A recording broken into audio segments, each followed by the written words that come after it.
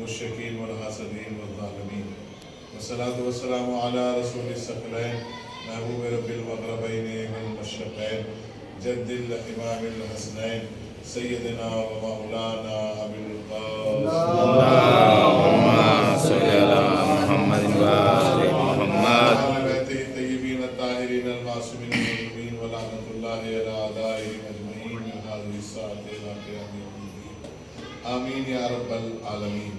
أما بعد فقد فقال الله سبحانه تبارك وتعالى في القرآن الكريم وهو أصدق الصادقين وقوله الحق. بسم الله الرحمن الرحيم. إنا أعطيناك الكوثر فصل لربك وانحر إن شانئك هو الأبتر. اللهم صل على محمد وآل محمد. حضران سید الشہداء، برادران ایمان اسلامی، بزرگان قوم ملت اور وہ افراد جو جستجو حق میں سرگرداں ہیں اور متلاشی حق ہیں، سب سے پہلے ہمیں اس خدائے وحدہ لا شریک کا جتنا بھی شکر ادا ہو سکے وہ کرنا چاہیے، اس لیے کہ اس پرآشوب ماحول میں بھی اس نے ہمیں ایسی تربیت سے وابستہ رکھا کہ جہاں ہم مظلومیت کے لیے ایک ساتھ جمع ہو جاتے ہیں اور ظلم کے خلاف آواز اٹھاتے ہیں۔ 1444 برس کے بعد بھی ہم ایک مظلومہ کو فرصت دینے کے لیے جمع ہوتے ہیں۔ ایک عورت کی خاصیت کیا ہوتی ہے اس کو ہر سماج جانتا ہے، ایک بیوی کی خاصیت کیا ہوتی ہے اس سے ہر سماج واقف ہے، ایک بیٹی کی خاصیت کیا ہوتی ہے اس سے ہر سماج واقف ہے۔ سوال یہ ہے کہ اگر کوئی طاقتور کسی کمزور پر ظلم کرے تو وہ بھی ظالم کہلاتا ہے، بات صحیح ہے؟ اور عورت جو ہوتی ہے وہ صنف نازک کہلاتی ہے۔ صنف نازک کا مطلب ہے کہ کمزور پہلو، نازک یعنی کمزور ہے، طاقتور نہیں ہے، نازک ہے، بہت نازک ہے۔ اگر کوئی اپنے گھر میں بھی اپنی اہلیہ پر یا اپنی بیٹی پر یا اپنی بہن پر اپنی طاقت کو دکھاتا ہے تو یہ بھی ایک ظلم ہے، بس صحیح ہے کہ غلط ہے؟ اور ہم اسی ظلم کو لے کر اپنی گفتگو کر رہے ہیں کہ ہم پوری کائنات کو بتانا چاہتے ہیں کہ جناب سیدہ طاہرہ سلام اللہ علیہا اللهم صل على محمد وآل محمد. کس نے کیا اور ظلم کرنے کی وجہ کیا تھی؟ طبعی طور پر بھی، فطری طور پر بھی نیچرلٹی ہے انسان کی کہ وہ اپنی چیز کو ضائع نہیں کرنا چاہتا، چاہے خاک ہی کیوں نہ ہو۔ ایک چھوٹی سی چیز بھی اگر کسی کی گر جائے تو اسے بھی اس سے محبت ہوتی ہے، اور ایک اگر کوئی چیز چھن جائے، ایک تو مانگنا ہوتا ہے، میں نے آپ سے مانگا، آپ نے مجھے دے دیا، لیکن ایک چھیننا ہوتا ہے۔ چھیننے کے بعد اگر ایک چھوٹی سی ماچس کی تلی جو بولتے ہیں آپ کی زبان میں، اگر وہ ماچس کی تلی بھی کوئی زبردستی اپنی طاقت دکھا کے لے لے تو اس کا احساس ذہنوں پر رہتا ہے، اور جب بھی وہ چھیننے والے کو دیکھتا ہے تو اس کو وہ یاد آ جاتا ہے کہ اس نے مجھ سے ماچس کی ایک تیلی چھینی تھی۔ یہ چھیننے کا ذہن میں نقش ہونا اس بات کی دلیل ہے کہ آپ جو ہے ظلم کو پسند نہیں کرتے۔ متوجہ ہے کہ نہیں؟ اگر ظلم کو پسند کرنے کی عادت ہوتی تو آپ کو کبھی احساس ہی نہ ہوتا۔ فرض کیجئے مولانا ابھی آپ کی یہاں مجلس پڑھنے آئے ہوئے ہیں، اگر مولانا فضیل حیدر صاحب کسی سے آپ سے ایک مفلر مانگ لیں، آپ دے دیں گے، دے کے بھول جائیں گے، لینے والا بھی بھول جائے گا، لیکن اگر میں آپ کے پوری سامنے کھڑا ہو کے جو آپ سے مفلر چھین لوں تو آپ جب تک زندہ رہیں گے اور جب جس عالم سے ملیں گے تو اس سے یہ کہیں گے کہ ہمیں آپ بہت اچھے لگے۔ ایک مولانا اور تھے، وہ ہمارا پسندیدہ مفلر تھا، وہ چھین کے لے گئے۔ یہ چھین کے لے جانا نقش پہ ذہن پہ نقش ہے، یعنی کوئی چیز چھینی گئی ہے۔ اب 1444 برس سے ہمارا ان مجلسوں کا کرنا اس بات کا ثبوت ہے کہ چھینا گیا ہے۔ سبحان اللہ، سبحان اللہ، اللہم صل علی محمد وآل محمد۔ مانگا کہا جاتا تو ہمیں بہت سی چیزیں مانگی گئی، ہمارے یاد نہیں، نہ ہم نے اس پہ کبھی اشرے کیے، نہ کبھی ہم نے خمسہ کیا، نہ کبھی ہم نے محفل کی، نہ ہم نے کبھی. اچھے بات سے بتائیے گا، آپ نے کبھی جو ہے روٹی کی محفل کی ہے؟ سالن کی ہو؟ کوئی روٹی کی مجلس کی ہے آپ نے جس کا عنوان روٹی ہو، جس کا عنوان سالن ہو؟ سالن والی مجلس ہو رہی ہے، روٹی والی مجلس ہو رہی ہے، آپ امرود والی مجلس عنوان رکھا آپ نے. کیوں؟ کیا اہل بیت نے روٹیاں نہیں دی؟ قرآن کہہ نہیں رہا ہے وَيُطْعِمُونَ الطَّعَامَ عَلَىٰ حُبِّهِ مِسْكِينًا وَيَتِيمًا وَأَسِيرًا؟ وہ لوگ جو اللہ کی محبت میں کھانا کھلاتے ہیں یتیموں کو، مسکینوں کو، اسیروں کو. آپ بھی تو کہتے ہیں نیچے سے اتنی روٹیاں گئی، اوپر سے اتنی آیتیں آ گئی، تو اس کو مجلس رکھی، کیونکہ وہاں لینے دینے کا معاملہ ہے، وہ دل و دماغ سے نکل جاتا ہے. لیکن جہاں بات چھیننے کی آ جائے، جبر آ جائے، کرہان آ جائے، جہاں اپنے انسان سوچتا ہے کہ میں طاقتور ہوں، تو وہ آدمی سامنے والا مظلوم کبھی اس کو بھولتا نہیں ہے. اسی لیے آج ہم آپ کی خدمت میں یہ بات عرض کر رہے ہیں کہ اگر آپ جناب سیدہ بنت نبی کریم حضرت محمد مصطفیٰ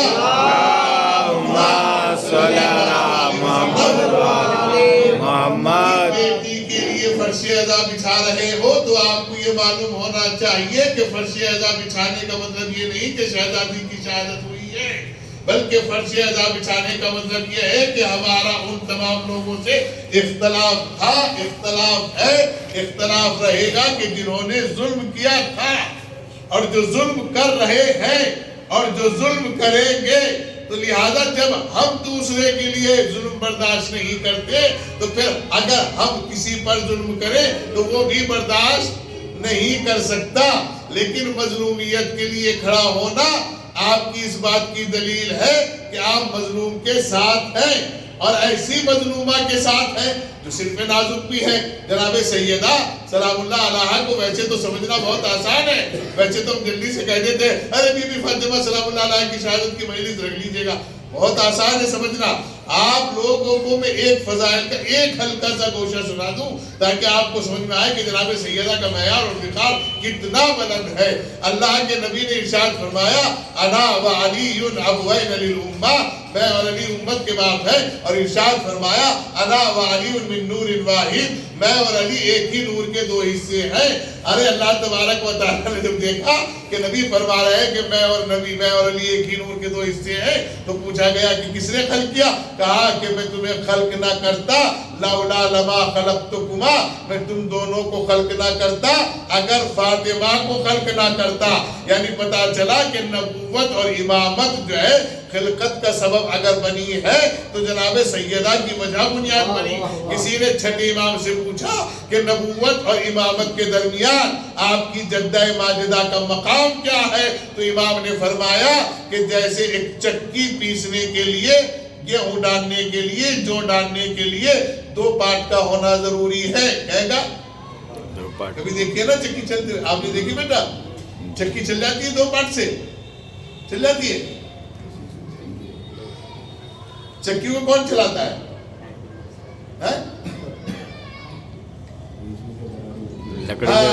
سلامت رہیے. جو بیچ میں ایک میخ ہوتی ہے وہ دونوں پارٹوں کو چلاتی رہتی ہے. غور نہیں کیا آپ نے؟ چھٹے امام فرماتے ہیں کہ امامت اور نبوت کے درمیان میری جدہ کا مقام وہی ہے جو ایک چکی کے درمیان ایک میخ کا مقام ہوتا ہے. یعنی اگر اس کیل کو نکال دیا جائے تو نہ نیچے کا حصہ چل پائے گا نہ اوپر کا حصہ چل پائے گا. اب اگر چاہتے ہو کہ امامت اور نبوت اسی طرح چلتی رہے تو مقام فاطمہ کو مد نظر رکھیے گا. تو نبوت کو چلانے میں بھی فاطمہ کا حصہ ہے، امامت کو چلانے میں بھی فاطمہ کا حصہ ہے. یہی وجہ ہے کہ امیر کائنات اور نبی کے بعد نبوت اور امامت کا دم گھٹ جاتا اگر سیدہ نہ ہوتی. ایک جگہ سیدہ نے نبی کی بیٹی بن کر نبوت کو لوگوں تک پہنچایا، اور ایک جگہ سیدہ نے ابو الائمہ کی بیوی بن کر، زوجہ بن کر اپنے بچوں کو ایسی تربیت دی کہ حسن و حسین جیسے بیٹوں کو یزید جیسوں کے سامنے کھڑا کرنے کی طاقت پیدا کر دی.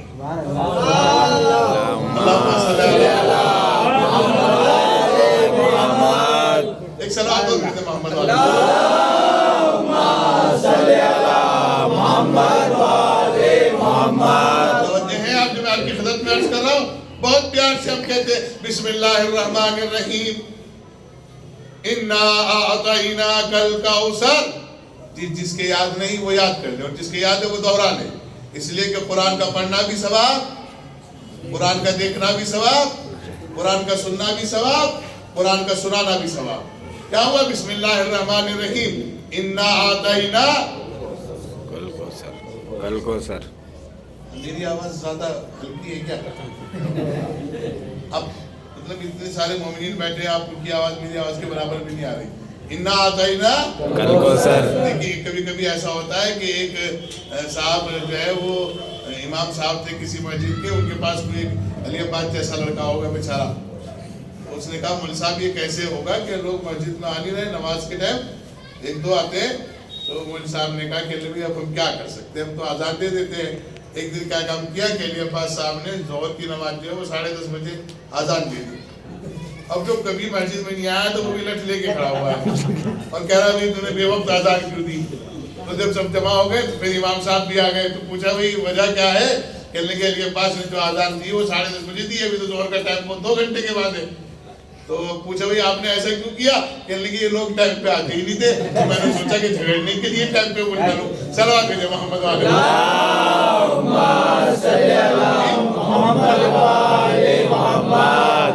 اور کیا آپ نے تو ایسا بھی نہ کریں جب ٹائم ہے تو ٹائم پہ آ جائے، بولی کہ جھگڑا ہی ہو جب بھی ٹائم پہ آئے۔ بھائی اگر کسی کے ساتھ ابھی کچھ ہو جائے تھوڑا بہت مسئلہ تو ابھی پوری برادری اکٹھی ہو جائے گی، آگے جاگیر پور تک کی ساری آ جائے گی، اور ہے نا کوشش کرے کہ اپنے وقت کی پابندی کا خیال رکھے۔ کیا کہا؟ بسم اللہ الرحمن الرحیم انا اعطینا کل کو سر۔ کل کوثر۔ دیکھیں وہ اچھا لگا، ہم اس لیے بھی قرآن سنانا چاہتے ہیں کیونکہ پوری دنیا سن رہی ہے، ہمیں یہ بند کمروں میں بیٹھ کر بتایا جاتا ہے کہ ان کے یہاں قرآن نہیں پڑھا جاتا ہے۔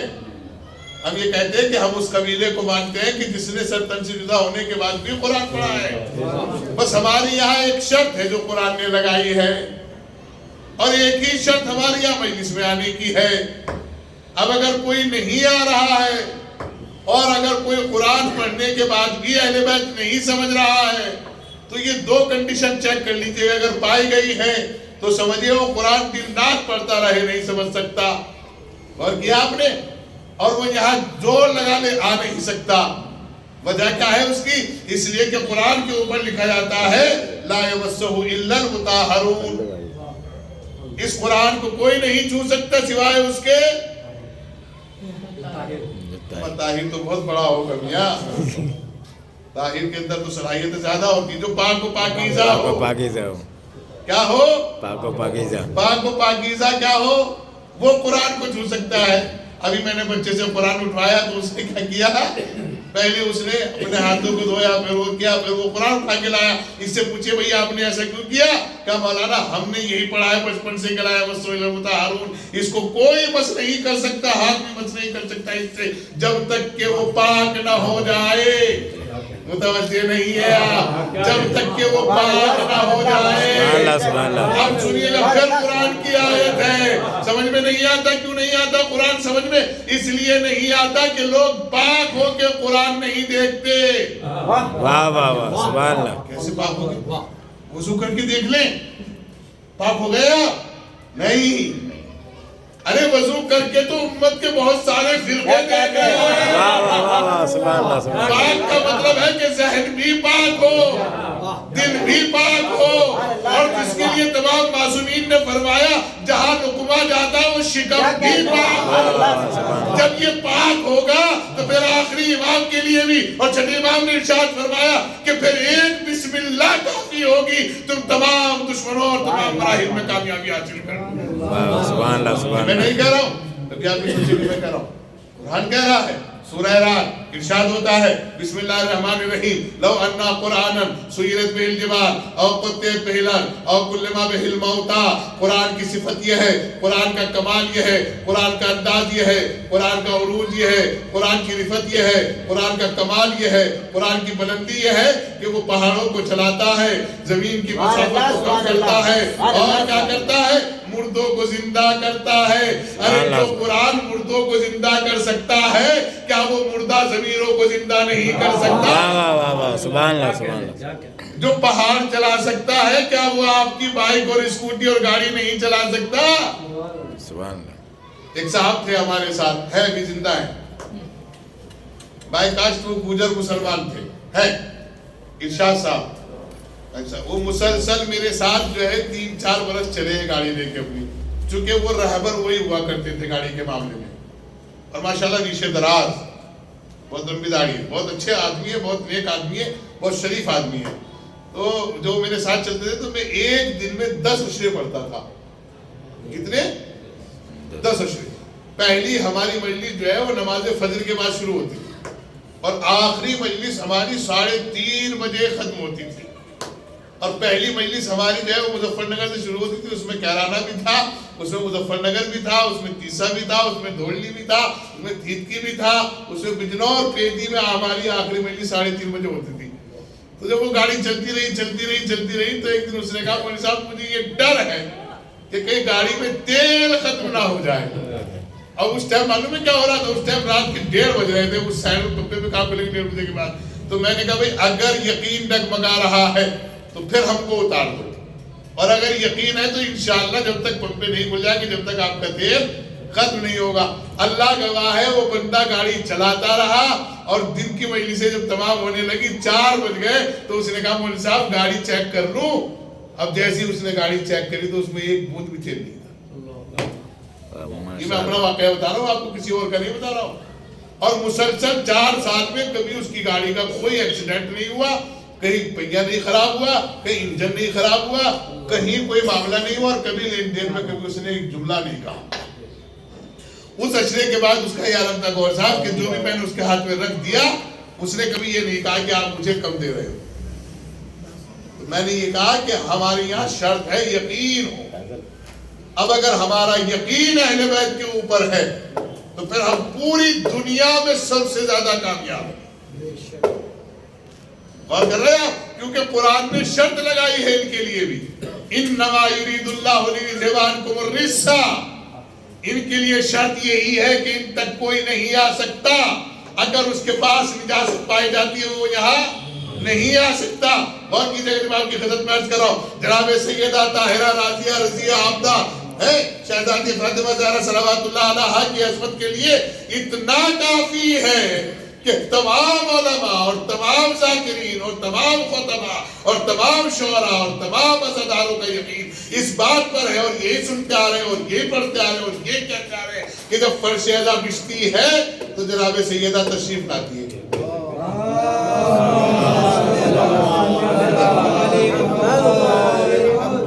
توجہ ہے، لاتی ہے کہ نہیں لاتی ہے؟ ابھی میں جائے سے بتائیے جہاں جناب سیدہ ہوں اور وہاں ہم بغیر وضو کے ہوں،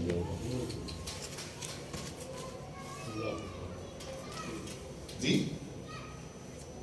کیا ممکن ہے؟ اچھا لگتا ہے؟ جناب سیدہ آپ کا یقین ہے کہ آتی ہے تو اپنے یقین کو تو آپ نے خود توڑ دیا وضو نہ کر کے. آپ با وضو آئے مجلس میں، نہیں خیال ہی نہیں ہوتا کیونکہ سوچ لیتے ہیں وہ تو اماں ہے رحمت اللہ معاف کر دیں. اپنی ذمہ داری بھی سمجھیے گا. معرفت اگر حاصل کرنی ہو فرش اعزازی مجلسوں سے تو شرط ہے کہ باوضو آیا کرے اور ذہنی اعتبار سے بھی پاک ہو کے آیا کرے. ایسا نہیں کہ جھگڑے اٹھانے کے لیے آئے، ایسا نہیں کہ عزاداری میں سیاست کرنے کے لیے آئے یا اپنا نام پیش کرنے کے لیے. بہرحال یہ میرا موضوع نہیں تھا لیکن پھر میں آپ کی خدمت میں عرض کرتا ہوں. بسم اللہ الرحمن الرحیم. انا اعطینا الکوثر. ہم نے آپ کو کیا عطا کیا؟ کوثر. کیا عطا کیا؟ اللہ. کہنا تو یہ چاہیے تھا کہ ہم نے اپنے نبی محمد کو بیٹی فاطمہ دی ہے تاکہ قیامت تک کی جھگڑے بھی ختم ہو جاتے ہیں، 1 اور 3 اور 4 والے بھی. لیکن اللہ کہہ رہا ہے کہ ہم نے کوثر عطا کیا. متوجہ ہے؟ کیا عطا کیا؟ کوثر عطا کیا. اب جو امت کے لوگ یہ کہتے ہیں کہ نبی کے 4 بیٹیاں تھی، ہمیں کوئی اعتراض نہیں ہے. اللہ کرے کہ 17 بیٹیاں ہوں، 18 ہو، 21 ہو، 51 ہو، 71 ہو، 81 ہو، 100 ہو، 1000 ہو، ہماری صحت پہ کوئی اثر پڑنے والا نہیں ہے. لیکن جو اللہ نے جس کو عطا کیا ہے اس کے لیے کیفیت رکھ دی کہ وہ کوثر ہے جو نبی کی بیٹی ہے. اور کوثر ہے مصدر. اب سمجھ میں آئے گی بات آپ کو. کوثر ہے مصدر، اور مصدر کا کمال یہ ہے کہ یہ تینوں زمانوں کو دیتا ہے، ماضی کو بھی دیتا ہے، حال کو بھی دیتا ہے، مستقبل کو بھی دیتا ہے۔ اب جس کا یہ دعویٰ ہے کہ نبی کی یہ بیٹی ہے، اب یہ بتاؤ اس نے ماضی میں کسی کی مدد کی کہ نہیں کی، حال میں کی کہ نہیں کی، مستقبل میں کی کہ نہیں کی؟ ورنہ جس بیٹی کو ہم مانتے ہیں اس نے ماضی میں مدد کی، نبیوں کی مدد کی، حال میں مدد کر رہے ہیں، مستقبل میں مدد ہوتی رہے گی۔ پھر آپ کیسے کہیں گے مولانا یہ کیسے ہو گیا؟ یعنی عطا کیا کیا پیغمبر کو اللہ نے؟ کوثر۔ پانی نہیں پیتا بھائی، اس لیے کہتا ہوں مہینے میں ایک بار ضرور بلایا کرو تاکہ میرا معاملہ ہو جائے۔ صلوات دے دو۔ اللہم صلی علی محمد و آل محمد۔ میں بتا دوں آپ کو کہ میں منبر پہ تو کوشش کرتا ہوں کہ پانی نہ پیوں، اگر خدا نہ خواستہ کوئی مجبوری ہو جائے تو وہ بات لگے، پانی نہیں پیتا، اور نیچے کوشش کرتا ہوں کہ ذکر سید الشہداء طے نہ کروں۔ جو میں نیچے ہوں ویسے ہی میں اوپر بھی ہوں، جو میں ظاہر میں ہوں وہی ہم باطن میں بھی ہیں۔ اسی لیے اہل بیت علیہ السلام سے ہمیں امید رہتی ہے کہ ہمیں مایوسی جو ہے وہ نہیں ہاتھ آئے گی، انشاءاللہ ہمیں کامیابی اور فتح اور کامیابی ہاتھ آتی رہے گی۔ پھر میں آپ کی خدمت میں عرض کروں، کب دیا اللہ نے پیغمبر کو بیٹی؟ خوش ہو کے دیا نا؟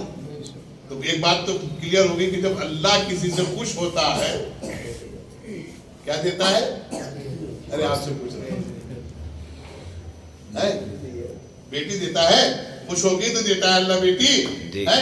اور یہاں اگر کسی کے بیٹی ہو جائے، دیکھو وہاں خوش جلہ ہے کہ وہ دیکھے گا، یہاں اگر کسی کو کچھ ہو جائے، بیٹی ہو جائے کسی سے ہے تو یہاں ابا بھی ناراض، اور ابا کی جو اماں ہے وہ پہلے ناراض، اور ابا کی جو بہن ہے وہ ڈبل ناراض، جبکہ یہ تینوں رشتے کی بھول جاتے ہیں کہ ہم بھی بیٹی ہیں۔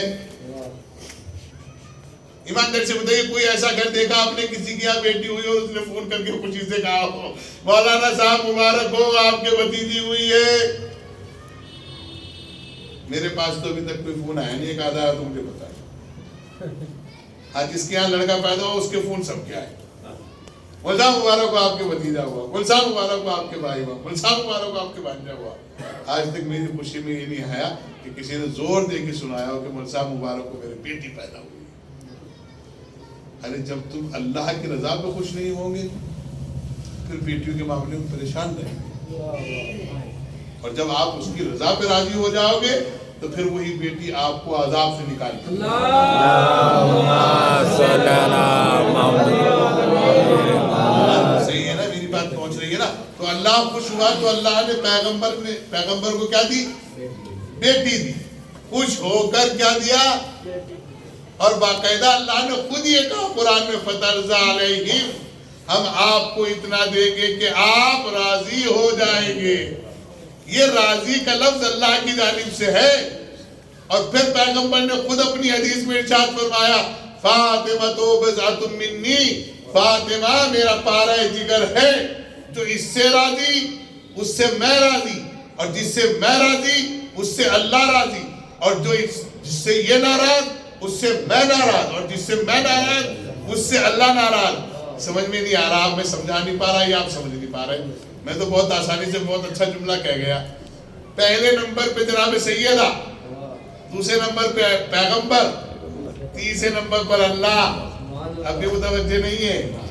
یعنی اگر ان تینوں سے راضی ہے تو دنیا بھی کامیاب، آخرت بھی کامیاب، اور اگر یہ تین سے ناراض ہو گئے دنیا بھی کامیاب نہیں۔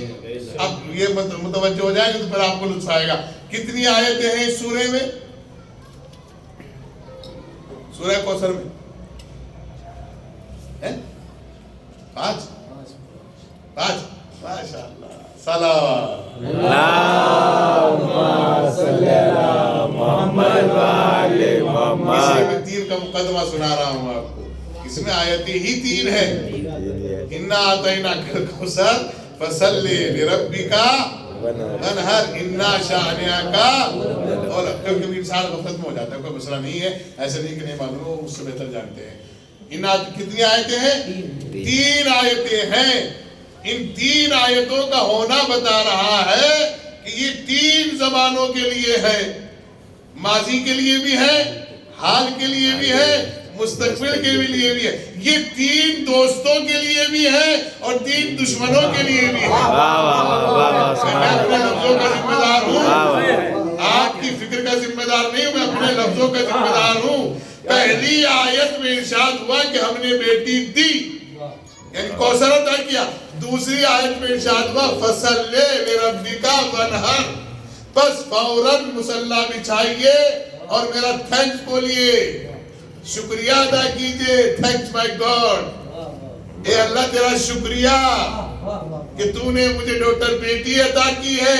مصلی بچھا کے شکریہ ادا کرو اور اس کے بعد قربانی کرو. کتنے باپ ایسے ہیں کہ جو بیٹی کے پیدا ہونے پر مصلی بچھائے ہوں اور فرش مصلی پر بیٹھ کر شکر خدا ادا کیا ہو ہے.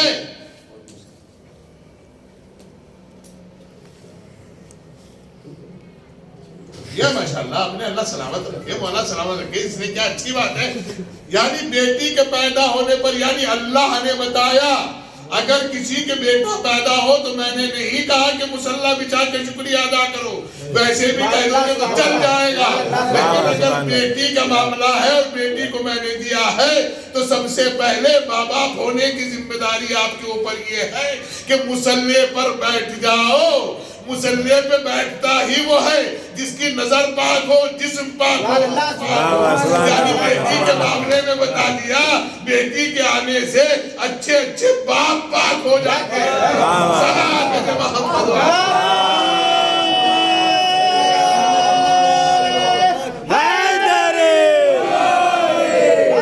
اب یہ کسی کا شعر ہے, حالانکہ مجلس کا شعر تو نہیں ہے, لیکن چونکہ بات آ گئی تو سناتا چلوں. کسی کا شعر ہے میرے ذہن میں, حالانکہ مجلس کے متعلق شعر نہیں ہے. جب ہواؤں میں جان ہوتی ہے, آندھیوں میں اڑان ہوتی ہے, اپنی نظروں کو پاک رکھتا ہے جس کے بیٹی جوان ہوتی ہے. تو یہ مصلی بچھوانے کا مطلب سمجھ رہے ہیں نا کیا ہے؟ یہ مصلی بچھوانے کا مطلب ہے کہ ہر اعتبار سے پاک و پاکیزہ ہو جاؤ. اب اللہ نے آپ کو بیٹی عطا کر دی ہے, اور جو باپ مصلی بچھا کر شکر ادا کر لیتا ہے. ایک صلوات ہو میرے محمد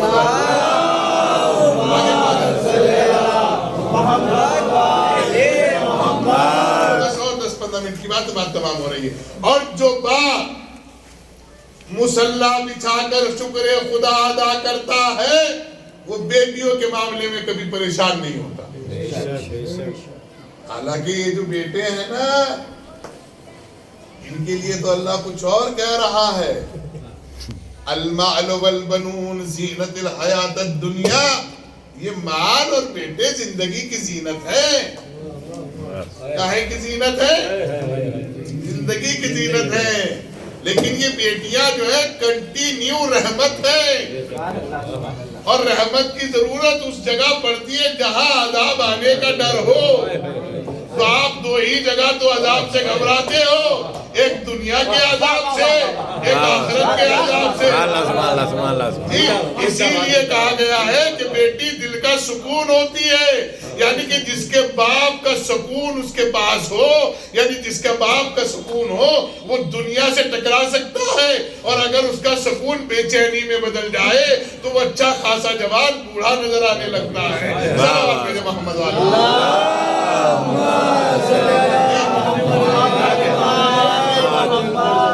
ایک ہے بیٹی باپ کے سینے کا سکون ہوتی, اس کی دلیل بھی نہ ملتی اگر کوئی نہ جناب سیدہ کو پڑھتا. جب باپ نے, دیکھیں نبی تو نبی ہے جن کا نام لے کے ہم جیسے بیکارے گناہگار ٹھیک ہو جاتے ہیں, شفا مل جاتی ہے, ان کے لال کے دروازے پہ جانے سے پہلے شفا مل جاتی ہے. ہم تو دیکھتے ہیں کربلا معلیٰ میں دیکھیے گا, مدینہ منورہ میں دیکھیے گا, مکہ مکرمہ میں دیکھیے گا, سامرہ میں دیکھیے گا, بصرے میں دیکھیے گا, 8ویں امام رضا کی اس میں دیکھیے گا, بارگاہ میں دیکھیے گا, معصوم اکرم کی. اب وہ سب بہت دور ہیں, ان کے لیے تو فلائٹ اور ٹکٹ سب کچھ کرانا پڑے گا, ویزا سب کچھ کرانا پڑے گا, کسی قابلہ سالار سے بات کرنی پڑے گی, وہ ایک لمبا مسئلہ پروسیجر ہے وہاں جانے کے لیے. آپ وہاں بھی نہ جائیے گا, بگرے چلے جائیے گا, جوگنپورے چلے جائیے گا, حسین ٹکری چلے جائیے گا, دیکھ رہے ہیں, غور کریں, کانودر چلے جائیے گا, اور وہاں بھی نہیں جا سکتے تو اپنے گھر کے عزا خانے میں چلے جائیے گا. غور کریں, اس پیغمبر کو جب ضعف محسوس ہوا تو وہ کہیں اور نہیں گئے بھئی، جانا تو عقلی اعتبار سے جانا تو طبیب کے پاس چاہیے تھا کہ نہیں؟ نہیں غور کیا آپ نے؟ لیکن انہوں نے آ کر خود بیٹی کے گھر میں کہا، بیٹی کو بلایا نہیں، بیٹی کے گھر میں آ کے کہا کہ بابا، کہا بیٹی میں اپنے جسم میں ضعف محسوس کر رہا ہوں۔ دیکھ رہے ہو کیسی طبیبہ ہے سیدہ، جو رسولوں کا ضعف دور کرے اسے سیدہ کی چادر کہتے ہیں۔ جب چادر اتنی معظم اور اتنی مبارک اور اتنی شفایاب ہے تو خود سیدہ اگر کسی کے لیے ہاتھ اٹھا کر دعا کرتے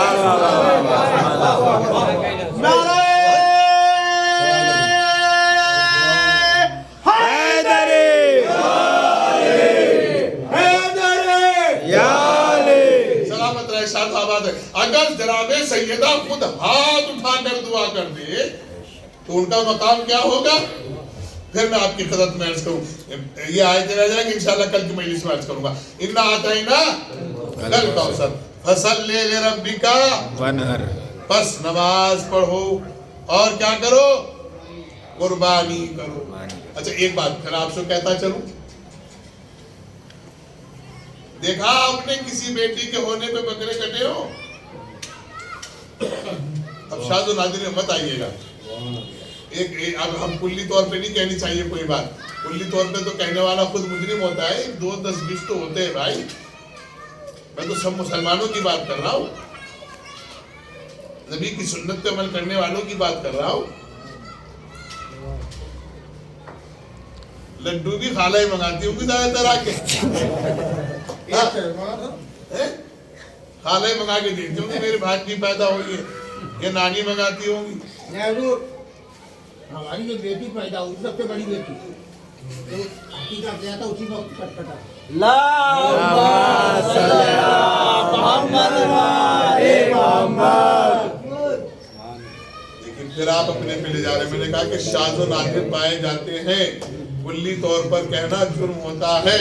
پھر متوجہ ہمارا مقصد یہ ہے کہ جب ہم سنت رسول کے قائل ہیں اور قرآن بتا رہا ہے کہ سنت رسول یہ ہے تو وہ ہم کیوں بھول جاتے ہیں؟ جتنی خوشی ہم بیٹوں کے ہونے پہ مناتے ہیں اتنی خوشی بیٹیوں کے ہونے پہ کیوں نہیں مناتے ہیں؟ اسی لیے پھر کسی شاعر نے کہا، باپ جس کو پکارے ام ابیہا کہہ کر، ایسی بیٹی ہو تو بیٹوں کی ضرورت کیا ہے؟ واہ واہ واہ واہ واہ واہ، سبحان اللہ سبحان اللہ۔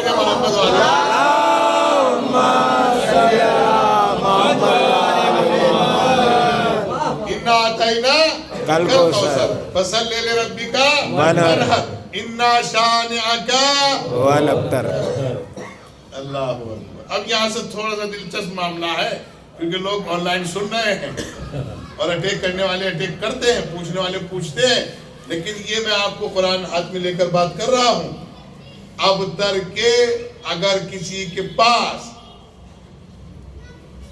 جو میں بتا رہا ہوں اس سے زیادہ اب تر کے معاملے میں کسی کے پاس اگر ایک بھی معنی ہو تو لہذا وہ میری اصلاح کرے اور مجھے متوجہ کرے۔ اب تر کے صرف 3 معنی ہے۔ کتنے؟ 3۔ ہر لفظ کے 70 معنی ہے کہ نہیں؟ روشنی ہے، ضیاء ہے، عروج ہے، بلندی ہے، کچھ بھی کہہ لیجیے گا، چلے جائیے گا اوپر تک چلے جائیے گا، پھر عربی میں چلے جائیے گا، پھر اردو میں چلے جائیے گا، لیکن ابتر کے معنی 3 ہی ہیں۔ کتنے معنی ہے ابتر کے؟ 3۔ ہونے کتنے چاہیے تھے؟ اب تو ٹھیک ہے بات، کتنے ہونے چاہیے تھے اور معنی کتنے ہیں؟ 3۔ اب کچھ رہ گیا جو سمجھاؤ؟ 3 معنی آنے کا مطلب یہ، جس کے پاس جون سی لغت ہو چیک کر کے بتائیے گا۔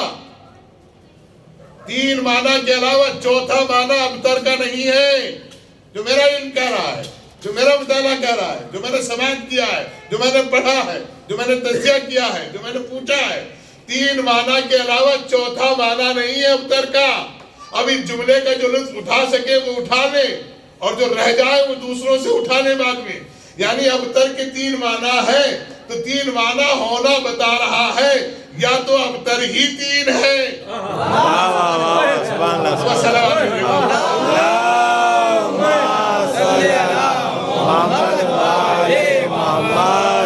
میں جب ابتر تین ہوں گے تو معنی بھی تین ہی آئیں گے۔ اسی لیے میں کہہ رہا ہوں کہ سورہ کوثر جو 3 آیتیں ہیں یہ مختصر ہے، لیکن یہ اتنا مکمل ہے جو قیامت تک کے لیے ہے۔ اس نے ماضی کا جواب دیا، اس نے حال کا جواب دیا، اس نے مستقبل کا جواب دیا۔ ماضی کا جواب یہ جو ہم جملہ پڑھتے ہیں اور جو علماء اہل سنت نے بھی لکھا ہے کہ جب نبی کریم جناب سیدہ کے دروازے سے گزرتے تھے تو یہ کہہ کے ہوئے جاتے تھے السلام علیک یا معادن الرسالہ، اے رسالت کے خزانے تجھ پر سلام۔ اب آئیے آخری مسئلہ اور رہ گیا، جس کے گھر بیٹی ہو اس کے باپ کو کبھی آپ نے بیٹی کو سلام کرتے ہوئے سنا؟ اگر بیٹی گھر پہ ہو اور بیٹی کی اماں گئی ہوئی ہو کہیں بازار اور دروازہ کھولتا ہے باپ آ کے، تو ایماندار سے بتائیے کوئی باپ اپنی بیٹی کو سلام کرتا ہے؟ کیوں؟ کیوں موت آ جاتی ہے؟ اس لیے کہ ہمارے دماغوں میں انا کا خناس بھرا ہوا ہے۔ میرے دماغ میں انا کا خناس یہ بھر گیا کہ میں باپ ہوں، یہ میری بیٹی ہے، میں بڑا ہوں، یہ چھوٹی ہے۔ یاد رکھنا خیر کرنے میں نہ کبھی عہدے دیکھے جاتے نہ ذات دیکھی جاتی، خیر کرنے میں نہ کبھی عہدے دیکھے جاتے نہ ذات دیکھی جاتی نہ جماعت دیکھی جاتی نہ فرقے دیکھے جاتے۔ خیر کا مسئلہ بتا کے چلو ایک ایسی خیر ہے جس کا آج تک کوئی حساب نہ لگا سکا۔ پانی پلانا خیر ہے، ابھی سڑک پر آپ سبیل لگائیے گا، نہ کسی کی ذات پوچھیں گے نہ مذہب پوچھیں گے نہ دھرم پوچھیں گے نہ کاج پوچھیں گے۔ اسی لیے سلام بھی ایک سنت ہے، اور یہ سنت جو ہے خیر ہے، تو خیر کرنے میں اور چھوٹے اور بڑے نہیں دیکھے جاتے بلکہ موقع دیکھا جاتا ہے۔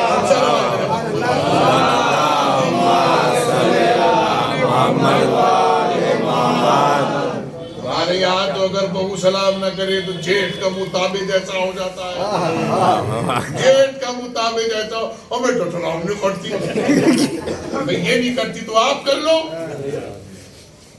تاکہ اسے اپنی جرم اور اپنی خطا کا احساس ہو۔ یہ کیا پتا اس کی آواز اتنی کمزور ہو کہ آپ کے کانوں تک نہ آ رہی ہو۔ قیاس کیوں لگا رہا ہو سلام نہیں کرتی؟ اگر نہیں کرتی تو آپ کرو نا، بڑے آپ ہو، ذمہ دار آپ ہو، آپ کر کے بتاؤ کہ میرے بزرگوں نے مجھے یہ دیا ہے، آنے والی نسلوں کو بتائے کہ مجھے اس گھر سے آگے یہ ملا ہے۔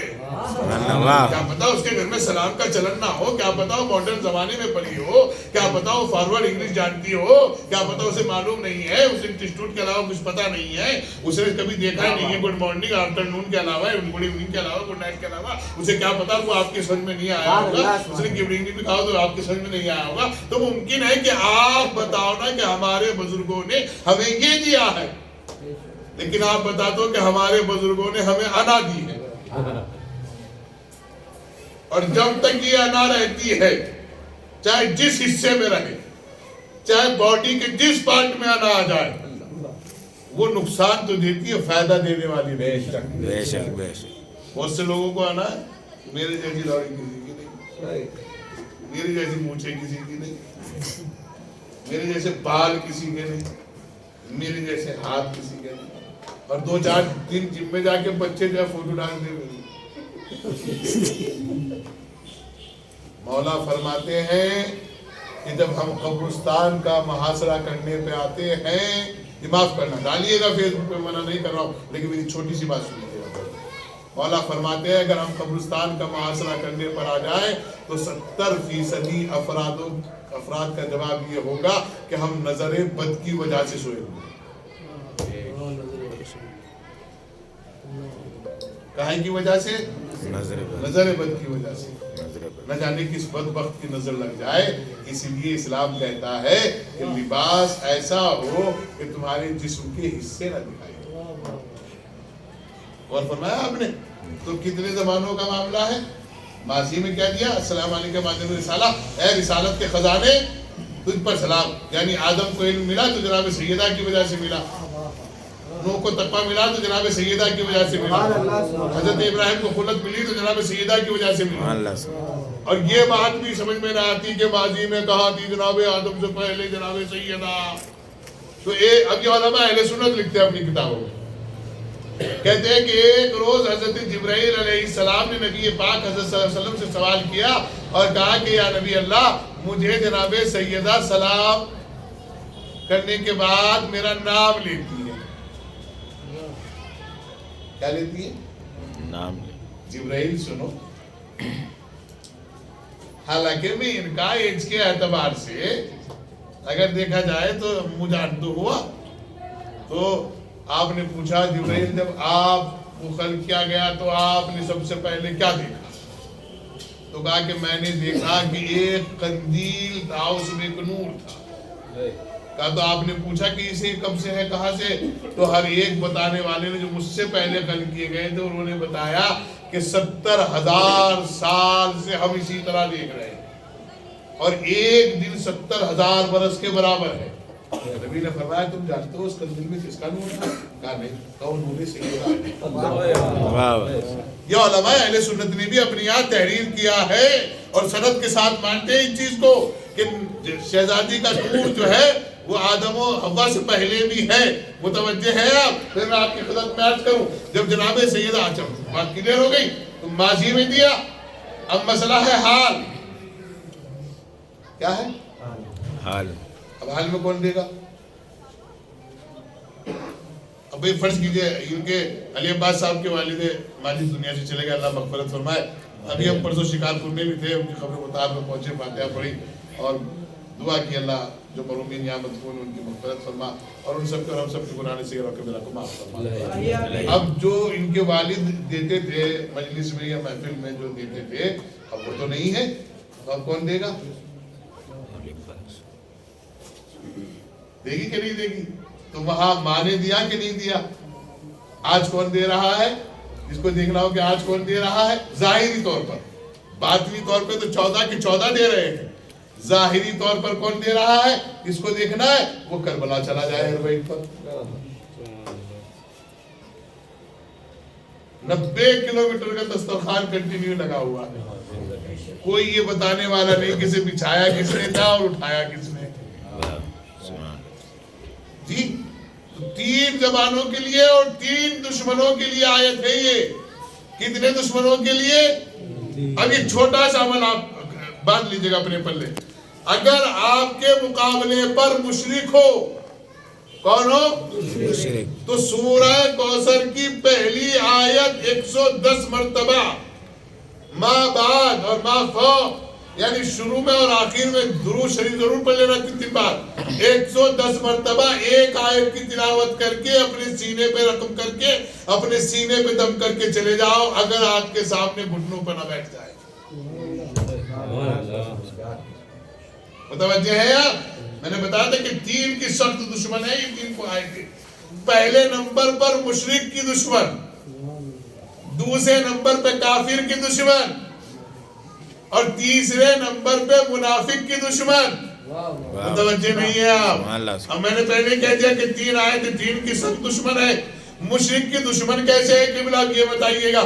مشرک کی دشمن اس لیے ہے کہ اگر شریک ہونے کا حق کسی کو دنیا میں تھا اللہ کا تو وہ نبی کو تھا. اس لیے کہ آفٹر گوڈ پہلے نمبر پر اگر کسی کو اللہ نے خلق کیا تو وہ نبی ہے، اس لیے کہ نبی علی سے بڑے ہیں. متوجہ ہے کہ نہیں آپ؟ تو نبی کا حق ہونا چاہیے تھا کہ میرے ساتھ دوستی کرے اللہ اور میرا شریک قرار ہو جائے. لیکن اللہ نے نبی کو بیٹی دے کر بتا دیا کہ جب یہ نبی میرا محتاج ہے میں اس کو دیتا ہوں تو اس کو بیٹی ملتی ہے. تو تم جیسے جو مشرک بن رہے ہو فرعون و شداد و نمرود جیسے، تمہاری اوقات و بساط کچھ نہیں ہے، گناہ عظیم کرو. اسی لیے مولا فرماتے ہیں کہ مشرک کا کوئی حساب کتاب نہیں ہوگا اور جہنم میں ڈال دیا جائے گا. کافر اسے ہی تو کہتے ہیں جو تمہارے مسلح کو مٹا رہا ہو، تمہاری قربانی پہ نگاہ اٹھا رہا ہو. تو یہ کافروں کا جواب ہے. تیسری آیت ہے اِنَّا شَانِئَكَ هُوَ الْأَبْتَرُ، تمہارے ساتھ بیٹھیں گے ضرور، کھائیں گے ضرور، چلیں گے ضرور، پیئیں گے ضرور. اتحاد کا نعرہ ضرور لگائیں گے، لیکن جب ہم یہ کہیں گے کہ سیدہ کے قاتلوں پہ لعنت پڑھو تو پھر شرما جائیں گے۔ صلوات پہ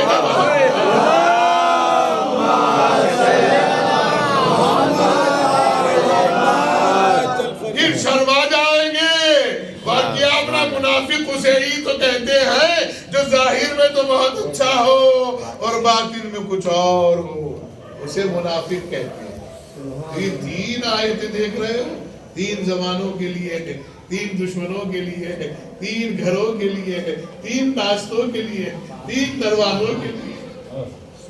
اور جب ان تینوں دروازوں سے نکل جاؤ تو پھر چوتھے دروازے پر رک جانا،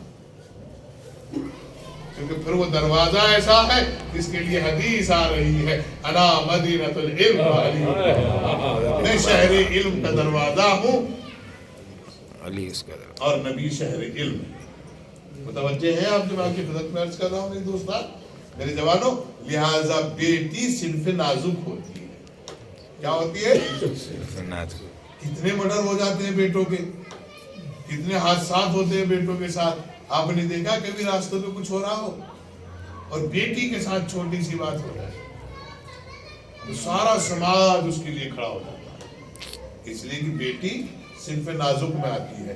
تو آج اگر کوئی ہم سے پوچھے کہ آپ 1444 برس کے بعد کیوں کھڑے ہو رہے ہو، تو ہم یہ نہیں کہیں گے کہ ہماری دادی کا مسئلہ تھا یا اس بی بی کا مسئلہ تھا جس نے دعا میں ہمیں مانگا تھا، یا ہمارے مولا کی اماں کا مسئلہ تھا، یا ہمارے مولا کی بیوی کا مسئلہ تھا، بلکہ ہم اس لیے کھڑے ہو رہے ہیں کہ ہماری نبی کی بیٹی کا مسئلہ ہے۔ ہم یہ بتانے کے لیے کھڑے ہو رہے ہیں کہ نبی کی بیٹی کے ساتھ ظلم ہوا ہے، اور جو ظلم کے ساتھ کھڑا نہ ہو وہ چاہے کسی بھی سماج کا ہو، ظالم ہوتا ہے۔ اب جو کھڑا نہیں ہو رہا ہے اسے بتانے کی ضرورت نہیں کہ تو کیا ہے، اسے خود معلوم ہے کہ میں کیا ہوں۔ صلوات علی محمد۔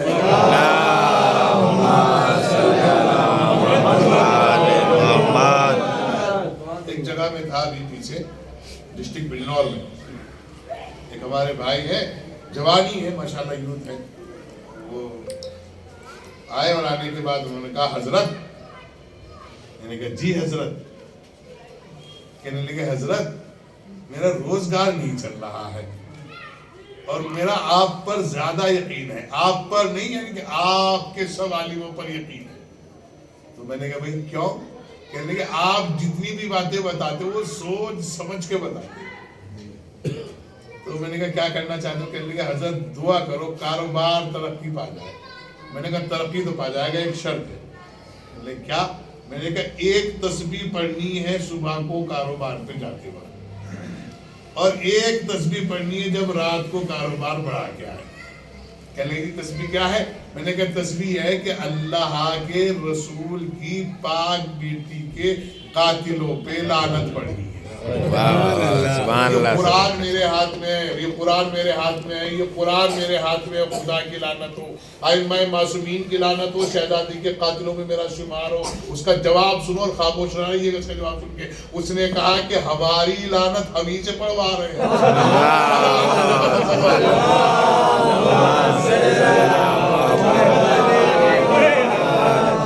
یہ نہ سمجھیے کہ پتا نہیں ہے کہ کون کس کے ساتھ ہے، یہ سب کو اچھی طرح پتا ہے کہ کون لعنتیوں کے ساتھ ہے اور کون صلواتیوں کے ساتھ ہے۔ صلوات علی محمد۔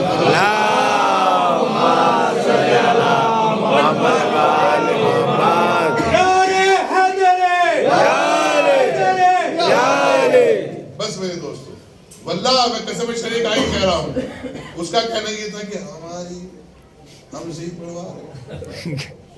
یہ معلوم ہے کہ پتا ہے، متوجہ ہے آپ یا نہیں؟ اسی لیے کہتے ہیں کہ بیٹی کسی بھی مذہب کی ہو، کسی بھی ذات کی ہو، کسی بھی سماج کی ہو، کسی بھی دھرم کی ہو، بیٹی بیٹی ہوتی ہے۔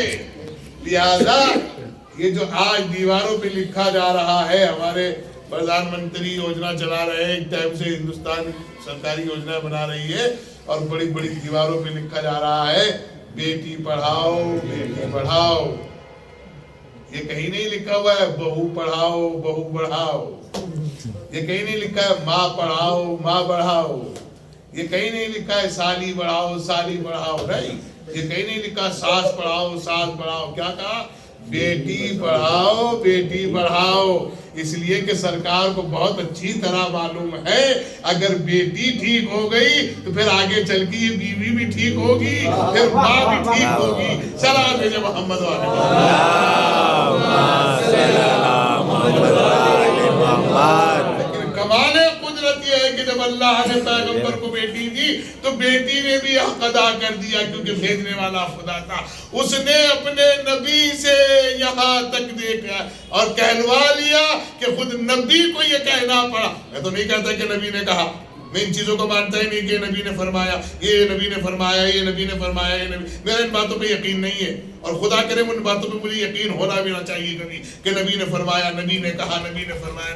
میں نہیں کہتا کہ نبی نے فرمایا، میں تو یہ کہتا ہوں کہ اللہ نے نبی سے فرمایا، اس لیے کہ میرا یقین تو قرآن کی آیت پر ہے، بسم اللہ الرحمن الرحیم وما ينطق عن الهوى ان هو الا وحی یوحی۔ میرا پیغمبر جب تک نطق نہیں کرتا، جب تک میں وحی نہ بھیج دوں، تو اللہ نے اپنے پیغمبر سے سیدہ کی عظمت کو بتایا، کہا کہو نبی، کیا کہو؟ فاطمہ ام ابیہا، فاطمہ اپنے باپ کی ماں ہے۔ اور جیسے ہی نبی نے اپنی بیٹی کو ماں کہا ہے تو اللہ نے جنت بھی ماں کے قدموں میں ہی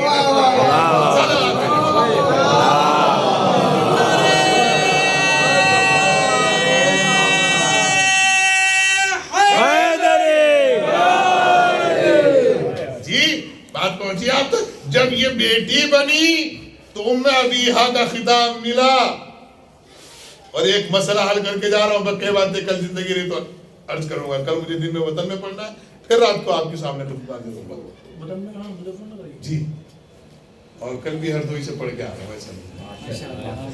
اور 16 میں تو بہت سخت امتحان لے رہے ہیں، یہ بات صاحب دعا کرنا اللہ مجھے جناب زہرا اس میں کامیاب کرے، اس لیے کہ 16 کو یہاں سے پڑھوں گا، اور پھر ارزانی پور بنارس پڑھوں گا، پھر مبارک پور پڑھوں گا، پھر امینو پڑھوں گا، اور پھر اکروٹیا پڑھوں گا۔ دیکھیں مسلسل یہ سفر ہے، لیکن چونکہ مجھے یقین ہے کہ جس جدہ کا میں ذکر کر رہا ہوں معصومہ مظلومہ کا، وہ میری مدد فرماتی ہیں، ان کے بیٹے میری تائید فرماتے ہیں، چونکہ میرے دماغ میں کوئی لوگ اور لالچ نہیں ہے الحمدللہ آج تک، اور خدا کرے اگر آئے بھی تو اس سے پہلے خدا مجھے موت دے دے، ذکر اہل بیت میں تسنو اور دولت کے معاملات میں مجھے محفوظ رکھے۔ ایک صلوات اللہم صلی علی محمد و آل محمد۔ اچھا، جن سے لینا چاہتا ہوں وہ دینے کو تیار نہیں۔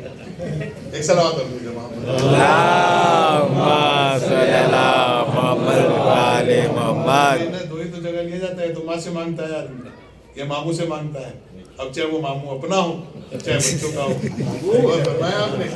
پھر میں آگے میں عرض کروں، متوجہ ہو، اسی پہلو پہ آ گیا ہوں، ماموں والا پہلو بھی آج کلیئر ہو جائے گا، متوجہ رہیے گا، دماغ کی خدمت میں عرض کر رہا ہوں۔ بیٹی بنی، دنیا کا کوئی بیٹا باپ بن سکتا ہے، لیکن کوئی بیٹی باپ نہیں بن سکتی۔ یہ بن سکتی ہے؟ نہیں بن سکتی۔ دنیا کی ہر بیٹی باپ ہے، اس لیے کہ آپ اپنے والد کے بیٹے ہیں کہ نہیں ہیں؟ کبھی آپ کے والد نے کہا بیٹی ادھر سنو؟ نہیں کہا۔ اور آپ کی بیٹی آپ اسے کیا کہتے ہو؟ بیٹا ادھر سنیے، تو پتا چلا کہ بیٹی باپ بن سکتی ہے، بیٹا ماں نہیں بن سکتا۔ متوجہ ہو گئے؟ یہ خطاب بھی جناب سیدہ سے ملا دنیا کو، کیونکہ بیٹی ایک ماں کی حیثیت رکھتی تھی، اندازہ کیجیے گا۔ اور پھر پوری دنیا میں کوئی بھی بیٹا اپنی ماں سے نہیں پہچانا جاتا۔ آپ اماں سے پہچانے جاتے ہو کہ ابا سے؟ ابا سے۔ فاتحہ کس کے نام سے آئے گی؟ ابا کی۔ تعویذ گھنٹے کس کے نام سے ہوگی؟ اماں کی۔ یہ بھی آپ کو بتا دوں، اتنے تعویذ گھنٹے کرنے والے ہیں جنہیں اپنا خود حال معلوم نہیں، دوسروں کی حال بتاتے ہیں۔ یہ پوچھتے ہیں آپ کا نام کیا ہے، آپ کی اماں کا نام کیا ہے؟ آپ کا نام کیا ہے؟ آپ کی اماں کا نام کیا ہے؟ لیکن کرم ہے خدا وحدہ لا شریک کا کہ ہمارے یہاں باپ ہی کا نام پوچھا جاتا ہے، ماں کا نام نہیں پوچھا جائے گا، نہ دنیا میں نہ آخرت میں۔ نہ دنیا میں پوچھا جائے گا نہ آخرت میں پوچھا جائے گا، ہمیں آخرت میں بھی باپ کے نام سے بلایا جائے گا۔ کس کے نام سے بلایا جائے گا؟ باپ کے نام سے بلایا جائے گا. اس لیے کہ اللہ کے رسول کے لیے بہت بڑا فضائل کا جملہ سنا کے جا رہا ہوں. اللہ کے رسول کی حدیث ہے یا علی حبک طاہر الولادہ، اے علی تیرے سے وہی محبت کر سکتے ہیں جن کی ولادت میں کوئی گڑبڑ نہ ہو. کسی نے چھٹے امام سے پوچھا تھا مولا آپ کی ولایت کی شرط کیا ہے؟ کہا ماں نیک ہو باپ ایک ہو. صلوات میرے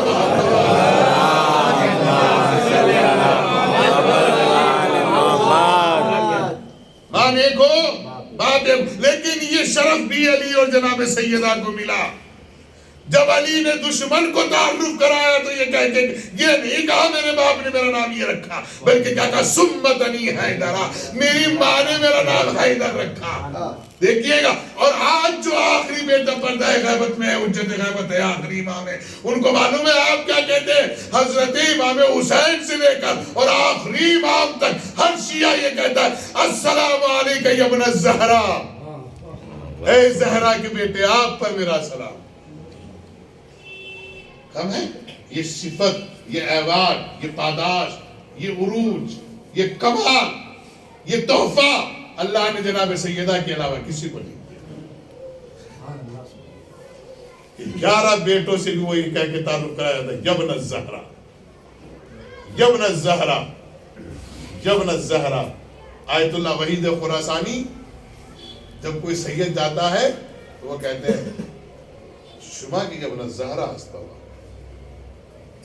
میں آپ کا احترام رکھتا ہوں. میرا ایک جملہ سن لیجیے گا. 2 گروہ ہیں ہمارے یہاں. کتنے؟ 2. ایک گروہ تو وہ ہے جو اپنے آپ کو کہتا ہے کہ ہم عزادار ہیں جبکہ دونوں عزادار ہیں. ایک گروہ یہ کہتا ہے کہ ہم شیعہ ہیں جبکہ دونوں شیعہ ہیں، اور دونوں شیعہ نہیں ہیں. اگر میں اصل بات پہ آ جاؤں تو دونوں شیعہ نہیں ہیں، اس لیے کہ جو امام حسین نے بتایا نہ اس اعتبار سے شیعہ، اور جو لغت نے معنی بتایا نہ اس اعتبار سے شیعہ. امام حسین نے 2 محرم کو بتایا کہ شیعہ کسے کہتے ہیں. جب خط لکھا تو لکھا الی رجل الفقی و شیعتی حبیب حبیب نے مظاہر، میرے بچپن کے دوست میرے شیعہ حبیب نے مظاہر کو ملے. رجل الفقی مرد مجاہد کو شیعہ کہا جاتا ہے. کس کو؟ مرد مجاہد. ارے میں آپ سے پوچھ رہا ہوں. مرد مجاہد، مرد مجاہد ہے. مرد مجاہد کو شیعہ کہا جاتا ہے. مجاہد بمانا جنگ نہیں. رجل الفقی جو فقہا میں مجاہد ہو، جو مسائل سے واقفیت رکھتا ہو کہ کب ان کو اٹھانا ہے اور کب سلانا ہے اور کب پہنچانا ہے. آج دنیا کو پتا چلا کہ مرد مجاہد کسے کہتے ہیں. اب سے 4 سال پہلے 5 سال پہلے سید علی سیستانی نے رات کو فتویٰ دے کے بتایا کہ مرد مجاہد کسے کہتے ہیں. آج سید علی خامنائی کھڑے ہوئے ہیں، پوری دنیا کی امت کہہ رہی ہے یہ خامنائی ہے. کبھی یمن کی شکل میں آ رہا ہے، کبھی لبنان کی شکل میں آ رہا ہے. صلوات میرے محمد اللہم صلی اللہ محمد. یمن کی شکل میں آ رہا ہے تب خامنائی ہے، سبحان اللہ. لبنان کی شکل میں آ رہا ہے تب خامنائی ہے، ایران کی شکل میں آ رہا ہے تب خام. اب اندازہ لگاؤ کہ اقلیت کامیاب ہے کہ اکثریت کامیاب ہے. اب اندازہ لگاؤ کہ کثرت کامیاب ہے کہ اقلیت کامیاب ہے. آج امت کے 73 کے 73 فرقے کہہ رہے فلسطین کی طرف نگاہ کر کر کہ اگر کوئی کھڑا ہے تو اس کا نام شیعہ ہے. کہہ رہے ہیں کہ نہیں کہہ رہے ہیں؟ 53 ملک خاموش بیٹھے ہوئے ہیں. ہم یہی تو بتا رہے ہیں کہ جب بھی کامیاب ہوتا ہے تو اقلیت کامیاب ہوتی ہے. مباہلے میں اسی لیے کثرت نہیں گئی تھی، صرف 5 تھے، لیکن یہ 5 جا کر جو ہے نجران کے علماء سے یہ سند لے آئے تھے. یہ کہنا پڑا تھا علماء نجران کو کہ یہ کامیاب ہے، یہ کامیاب ہے، یہ کامیاب ہے. آج خاموش ہے، سناٹا ہے. ہمارے چینل بھی خاموش ہیں. تکلیف ہے، درد ہے. مظلوم کے لیے بولو.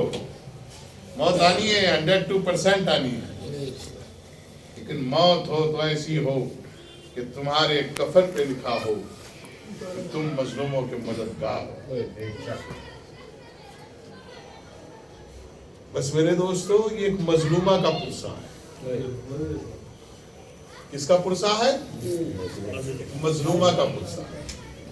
دیکھیے جو لوگ یہاں مجلس کر رہے ہیں وہ کریں، لیکن میری آپ سے ہاتھ جوڑ کے گزارش ہے، اگر آپ میری تھوڑی سی بھی عزت کرتے ہیں، میں مسلسل 3 سال سے پیغام دے رہا ہوں کہ آپ اپنے گھر میں 17 دسمبر کو ضرور اپنے گھر میں ایک چھوٹی سی مجلس کریں.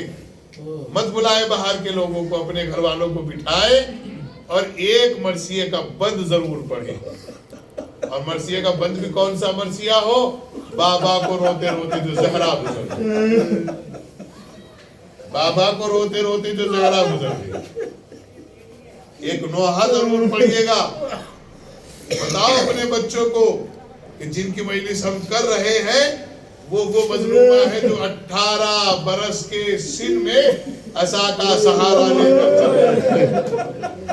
ابھی دیکھیے گا، ہم دیکھتے ہیں، ہم چہروں کو دیکھتے ہیں، ہم 70 برس کے بوڑھوں کو دیکھتے ہیں، 80 برس کے بوڑھوں کو دیکھتے ہیں. جب ہم کسی چہلم سویم کی مجلس میں ماں کی طرف سے کچھ پڑھتے ہیں تو وہ رونے لگتے ہیں زاروں قطار. معلوم ہے کیوں رونے لگتے ہیں؟ کیونکہ انہیں اپنی ماں یاد آ جاتی ہے. اللہ جانے جو مصیبت کا وقت قریب ہے، حسنین کی ماں پر مصیبتیں آ رہی ہیں. اللہ اکبر. ایک فقرہ کہنے جا رہا ہوں اور وہ مجلس کا آخری فقرہ ہے، اسی میں میرے مصائب تمام ہو گئے. کہتے ہیں کہ جب جناب سیدہ 7 دن تک کنٹینیو مسلسل دربار خلافت میں جاتی رہی اور جواب کوئی بھی اس بات میں نہیں ملا، نفی میں ملتا رہا. جب 7ویں دن جناب سیدہ واپس آئی ہے تو جناب زینب کا یہ عمل تھا کہ جب تک جناب سیدہ نہیں آتی تھی تو آپ دروازے کے قریب آتی جاتی رہتی تھی، نہ جانے میری والدہ کب تشریف لے آئے. جیسے ہی 7ویں دن جناب سیدہ دربار سے آئی ہے تو جناب بس ایک فقرہ پڑھوں گا مصائب کا. جناب زینب سلام اللہ علیہ کی نگاہ ماں کے پاؤں کی طرف پڑی. کیا دیکھا کہ پاؤں مرما چکے ہیں.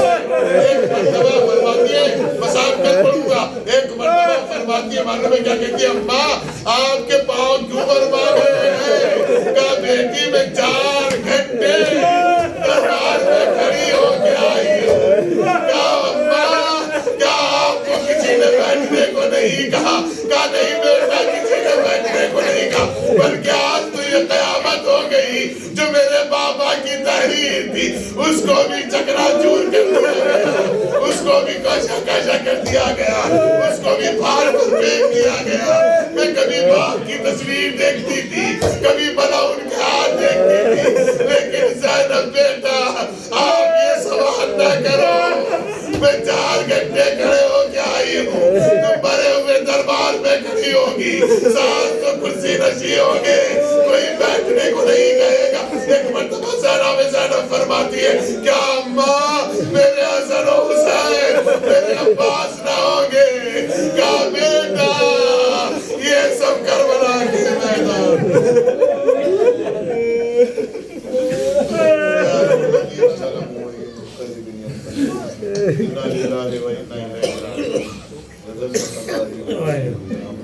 پروردگار جو آستہ محمد اور آل محمد کا اس ذکر خیر کے توسل سے جو بھی ہمارے صحت میں کچھ آتا ہے پروردگار اس ذکر کے توسل سے میرے معبود ہماری بیٹیوں کے نصیب بلند فرما. پروردگار جو ہماری